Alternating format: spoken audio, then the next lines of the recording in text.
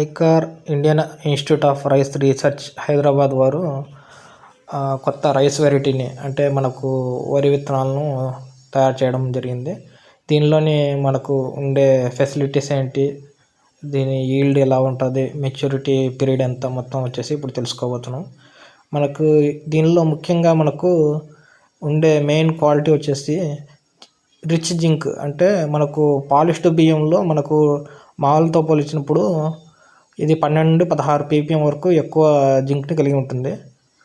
అలాగే grain yield వచ్చేసి మనకు హెక్టార్కి వచ్చేసి 52 క్వింటాల వరకు ఇస్తుందండి. దీని యొక్క పంటకాలం వచ్చేసి 138 రోజులు.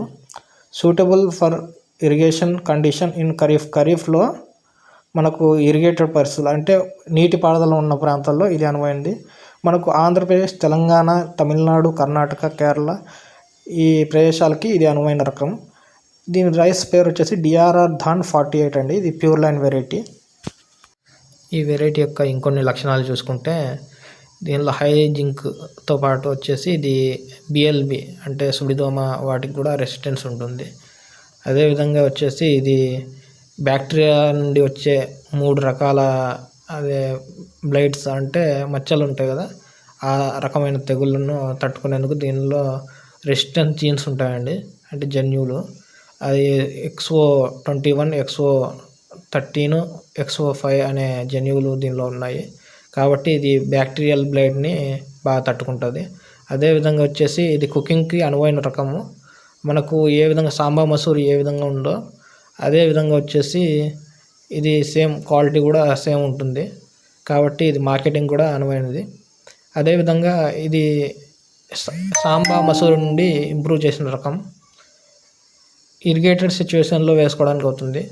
అలాగే వచ్చేసి దీని పంటకాలం 130 నుండి 140 రోజులు. ఇది ఎక్కువగా వచ్చేసి బ్యాక్టీరియల్ బ్లైట్ని తట్టుకోవడానికి, తర్వాత షీత్ బ్లైట్ అంటే మామిడికాయ తెగులు అలాంటివి ఉంటాయి కదా, వాటిని తట్టుకునే వెరైటీ అండి. ఇది మనకు ఆంధ్రప్రదేశ్, తెలంగాణ, కేరళ, తమిళనాడు వంటి స్టేట్స్లో వేసుకోవడానికి అనువైన రకం. మనకు దీని నెంబర్ చూసుకుంటే IET 24355 అండి. దీని పేరు వచ్చేసి DRR ధాన్ 48 అని పిలుస్తున్నారు. ఇది CSR 27 నుండి ఇంప్రూవ్ చేసిన రకం. ఈ వీడియో కనుక మీకు నచ్చినట్లయితే లైక్ చేసి సబ్స్క్రైబ్ చేసుకోండి.